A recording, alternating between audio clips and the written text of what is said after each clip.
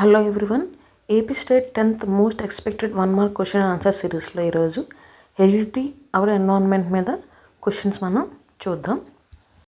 First question, transfer of characters from parents to progeny is called heredity.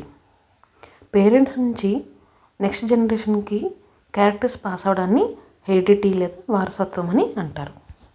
Next question, what steps do you take to limit the damage to the ozone layer in your daily life? Me daily లైఫ్లో ozone లేయర్కి damage కలగకుండా ఏ steps తీసుకోగలరు? Avoid using chlorofluorocarbons.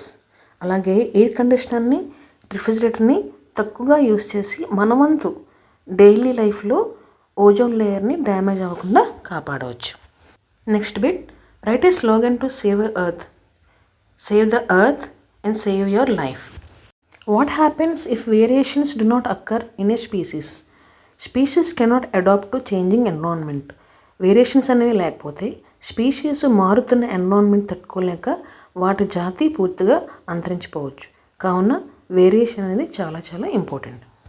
Next question, what is the phenotypic ratio of F1 generation in Mendel monohybrid experiment?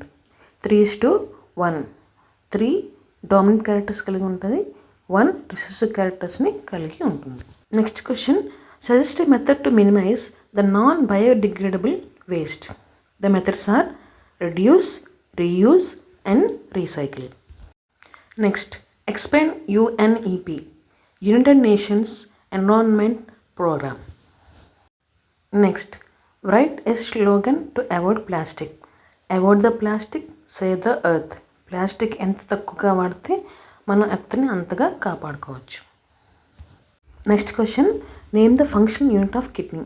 Nephron is the function unit of kidney. Nearly millions of nephrons will be in a kidney.